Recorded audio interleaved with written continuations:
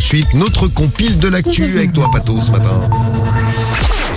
La compile de l'actu sur Skyrock. Il s'est passé quoi au Maroc, Pato, à la place numéro 3? Numéro 3. Alors direction Kenitra, c'est une grande ville du pays. Il y a un conducteur de train qui s'arrête en gare, donc avec son train, et il descend de sa locomotive pour aller chercher un café. Sauf que problème, il y avait encore plein de passagers à bord et le train s'est subitement mis à rouler tout seul sur plus d'1,5 km avant de s'immobiliser à nouveau. Bon, il y a une catastrophe qui a été évitée de peu. Tous les journaux marocains en parlaient. La locomotive a été endommagée, mais heureusement aucun dommage humain.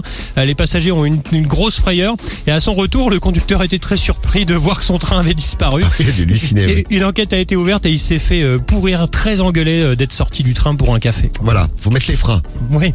Sur les trains aussi. Et puis prévoir le café dans un thermos peut-être la prochaine fois. Et une très belle histoire qui s'est passée à Marrakech à la place numéro 2. Numéro 2. Dans un hôtel plus précisément à Marrakech. C'est un monsieur, il va voir une dame de joie, une prostituée. Ouais. Et puis il veut escroquer la prostituée, donc il fait l'amour et il refuse de payer. Que fait la prostituée à ce moment-là? Elle lui coupe le sexe. Oh, vous êtes trash. Elle lui brûle le sexe. Non, elle fait un truc avec son sexe. Elle le mange. Elle le mord. le mord bien, Guigui. C'est toi, non?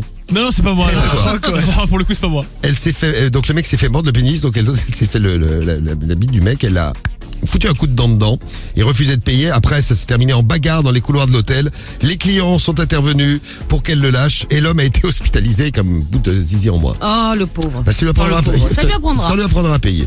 Et à la place numéro 1. Numéro 1. Direction Bouguedra. Et attention les filles, si vous cherchez un mec, j'ai peut-être trouvé la solution pour vous, puisque par tradition, il y a des femmes à Bouguedra qui jettent leurs culottes et leurs soutiens-gorge sur la route dans l'espoir de se marier. Alors cette tradition se passe lors du Moussem de l'Ebirat qui se tient annuellement dans la région. Les jeunes femmes célibataires donc jettent leurs sous-vêtements dans la rue en attendant que les voitures des visiteurs passent dessus.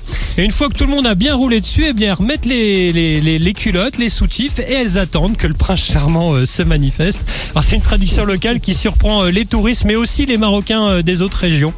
Je sais pas si Cariole t'a fait ça pour pêcher au Romano. T'avais mis une culotte sale. Tu as acheté ta culotte? Non, j'avais mis une culotte propre. Tu lui mets une culotte sale sous le nez. Tu l'avais pas mis sur le périph' avant alors. Et là il craque. Bon voilà la compile de Marocains dans l'actu sur Skyrock.